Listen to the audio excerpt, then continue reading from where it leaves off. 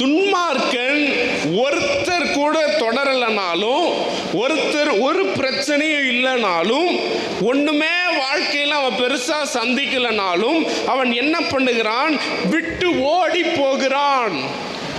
என்னால வாழ முடியாது, என்னால் அவ்வளவுதான், என்னால இதுக்கு மீது இதுல இருந்து எந்திரிச்சு வர முடியாது, நம்மை நாமே தீர்த்து கொள்ளுகிறது, இதுல இருந்து மீண்டு வர முடியாது. ஆனால் வேதம் சொல்லுகிறது, நீதிமான்களோ சிங்கத்தை போல தைரியமா இருப்பாங்க. ஒரு அல்லேலூயா சொல்லுங்கப்பா. நான் இப்படி சொல்ல விரும்புகிறேன், துன்மார்க்கன் ஒரு சின்ன பிரச்சனை வந்தாலும் என்னால் முடியாது முடியாது முடியாதுன்னு ஓடி போயிடுவான்.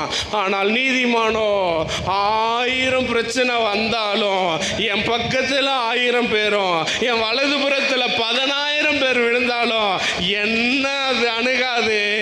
ஏன்னா நான் சிங்கம், எங்க அப்பா யூத ராஜ சிங்கம். ஒரு அல்லேலூயா சொல்லுங்க பார்க்கலாம்.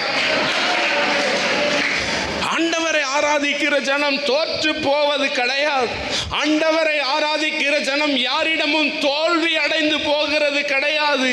சூழல் வரும், பிரச்சனை வரும், போராட்டம் வரும், நிந்தனை வரும், அவமானம் வரும், எல்லாத்தையும் விட்டுட்டு போனது போல இருக்கும், எல்லாமே கைவிடப்பட்டது போல இருக்கும். 100 பேர் எதிர்க்கலாம், என்னென்னமோ நடக்கலாம், நம்மளை அழிக்கிறதுக்கு எது வேணாலும் பண்ணலாம். ஆனா ஒண்ணு மாத்திரம் தெரிஞ்சு கொள்ள வேண்டும், நான் சிங்கத்தை போல தைரியமா இருந்து இதையும் தாண்டி வருவேன், இதையும் மேற்கொண்டு வருவேன், இதையும் ஜெயித்து வருவேன், இதிலிருந்தும் தாண்டி அக்கறை செல்வேன். காரணம், நான் மனிதனை நம்பி வாழவில்லை, நான் தெய்வத்தை நம்பி வாழுகிறேன்.